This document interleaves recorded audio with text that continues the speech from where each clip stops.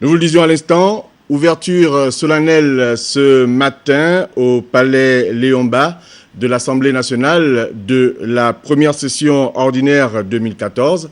L'événement a été présidé comme à l'accoutumée par le président de l'institution Guy-Zouba Dama et a été donc placé sous le signe de la lutte contre la pauvreté conformément aux orientations contenues dans le pacte social initié par le chef de l'État à l'endroit des populations gabonaises.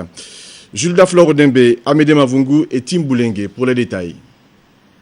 C'est reparti. L'Assemblée nationale vient de procéder à l'ouverture solennelle des travaux de la deuxième session ordinaire 2014 à la faveur d'une cérémonie présidée par le numéro 1 de l'institution, M. Guy-Zouba Dama, en présence de plusieurs personnalités, parmi lesquelles le Premier ministre chef du gouvernement, professeur Daniel Onaondo, ainsi que du président de l'Assemblée nationale de la République du Togo, venu magnifier les liens établis entre les deux assemblées. En saluant le bon déroulement des élections locales et le gouvernement formé, le président Zouba Dama a exhorté l'équipe du professeur Daniel Onaondo à multiplier les stratégies pour offrir un meilleur mieux-être aux populations. À propos des conditions de vie des Gabonais, celles des couches les plus défavorisées devraient particulièrement tenir votre équipe en haleine.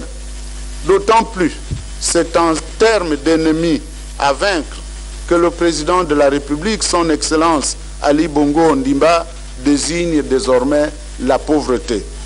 Sur ce plan également, vous disposez d'un outil pour gagner la bataille. Je voudrais parler ici du pacte social, mais surtout de toutes les résolutions résultant du rapport McKinsey, rapport remis au président de la République le 5 février dernier et établi sous la supervision de la première dame, Madame Sylvia Bongo Ondimba, dont on ne dira jamais assez sur l'engagement contre les inégalités sociales, la misère et la précarité au Gabon. Ce document parvient en effet à détailler le portrait de la pauvreté autant qu'il en fournit une cartographie d'une précision quasi chirurgicale. Ainsi, la représentation nationale voudrait notamment retenir que l'étude du cabinet McKinsey situe le nombre de Gabonais touchés par la pauvreté à 464 000 habitants de nos villes et villages. 17 départements sur les 48 que compte l'ensemble du territoire seraient dans une situation d'extrême pauvreté.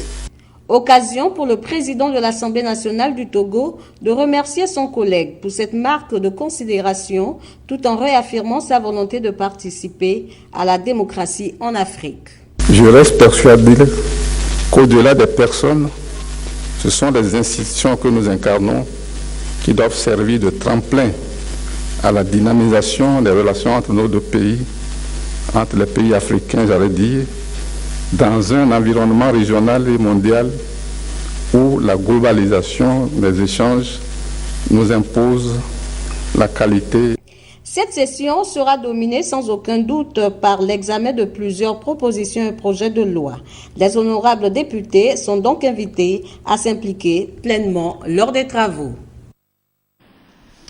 Toujours au Palais Léon-Mba, dans sa quête vers l'égalité sociale, le président de l'Assemblée nationale n'a pas été insensible quant à la récente mesure de suspension des fonds communs proposée par le chef de l'État.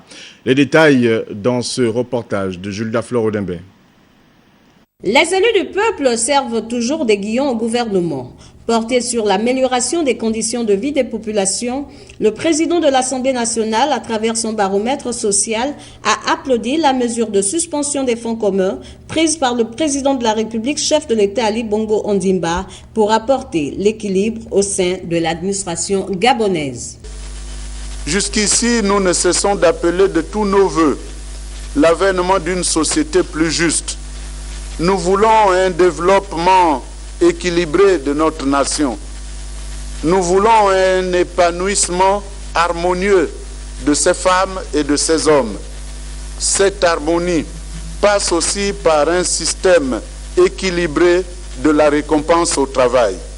Aussi, l'Assemblée nationale approuve-t-elle la décision du président de la République de suspendre, je dis bien de suspendre, le versement des fonds communs en vue de repenser ce système de redistribution devenu trop injuste? Système alimentant souvent frustration et écœurement chez certains agents de l'État qui pouvaient se considérer à juste titre comme parents pauvres de la fonction publique, parce qu'ils n'étaient pas proches des régies financières qui garantissaient jusqu'ici aux autres fonctionnaires des sommes mirobolantes au titre des fonds communs en question. J'entends à ce sujet quelques grincements de dents, mais il est bien connu qu'on ne fait pas d'omelette sans casser des œufs.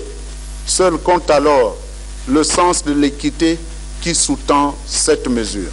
C'est cela aussi, travailler chaque jour un peu plus à la beauté des choses. Dans le même ordre d'idées, le chef de la représentation nationale a précisé que les députés vont poursuivre les missions de contrôle entamées il y a quelques mois dans les différentes provinces pour s'assurer de la mise en œuvre des actions menées par les membres du gouvernement sur le terrain.